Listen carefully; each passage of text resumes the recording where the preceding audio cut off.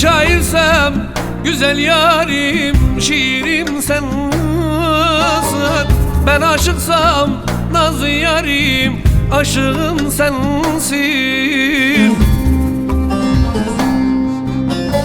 Ben sarhoşsam güzel yarim, şarabım sensin. Buralarda içmemin sebebi sensin. Buralarda içmemin sebebi sensin. Ben sarhoşsam güzel yarim, şarabım sensin. Buralarda içmemin sebebi sensin. Buralarda içmemin sebebi sensin. Sebebi sensin zalim, sebebi sensin. Buralarda içmemin sebebi sensin. Sebebi sensin zalim zalim, sebebi sensin.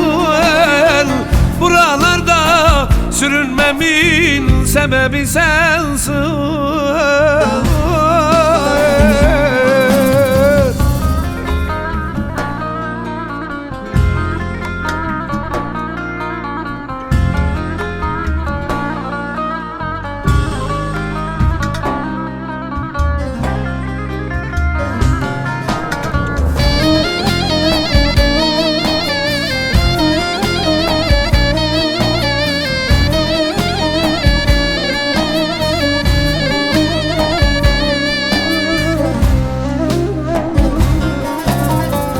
Evelim sen oldun zalim, ahirim sensin. Ben deliysem güzel yarim, zincirim sensin. Ben mahkumsam güzel yarim, zindanım sensin. Silivri'de yatmamın sebebi sensin. Şu metriste yatmamın sebebi sensin. Ben mahkumsam güzel yarim, zindanım sensin. Silivri'de yatmamın sebebi sensin.